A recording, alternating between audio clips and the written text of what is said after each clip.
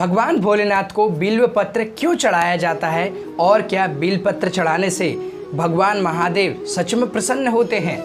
दोस्तों, इसके पीछे एक बहुत बड़ी कथा है जिसके बारे में हम जानेंगे और आपको पता चलेगा कि क्यों बिल्व पत्र का महत्व है।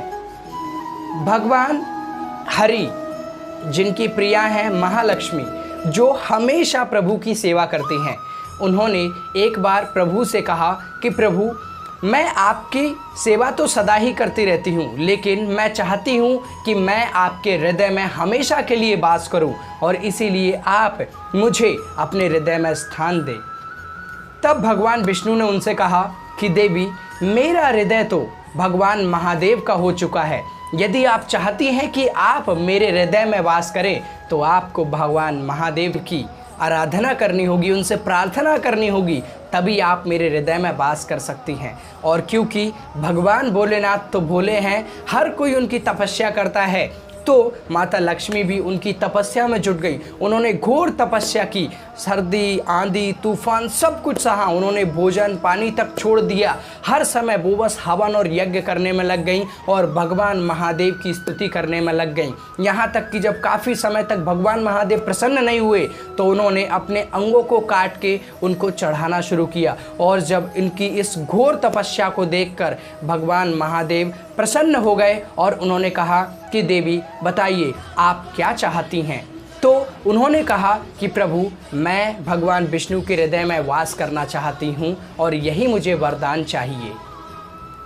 प्रभु ने कहा, तथास्तु, आप हृदय में वास करेंगी भगवान विष्णु के। अब इसके बाद जब उन्होंने देखा कि उनके अंग भंग हो चुके हैं तो प्रभु ने कहा कि मैं सब कुछ ये आपको पूर्णतः स्वस्थ करता हूँ। प्रभु ने उनको स्वस्थ कर दिया पूर्णतः। और उसके बाद माता लक्ष्मी ने उनसे कहा कि प्रभु, मुझे आपको प्रसन्न करने के लिए इतनी बड़ी तपस्या करनी पड़ी। क्या कोई ऐसा मार्ग नहीं है कि कोई भी भक्त आपकी यदि पूजा आराधना करे तो तुरंत ही मेरी पूजा का फल उसको मिल जाए, मैंने जो पूजा आपकी की है, जो आराधना की है, उसका फल उसे मिल जाए और आप प्रसन्न होकर उसकी मनोकामना की पूर्ति करें। तब भगवान महादेव ने कहा कि देवी, आपने जो ये आहुतियाँ दी हैं, इनसे मैं ये एक बिल्व पत्र का पेड़ उत्सर्जित कर रहा हूँ जो कि संसार में विद्यमान होगा, और जो भी मुझे ये बिल्व पत्र चढ़ाएगा मैं उसकी आराधना को स्वतः ही तुरंत स्वीकार कर लूँगा और उसको मनचाहा इच्छित वर प्रदान करूँगा।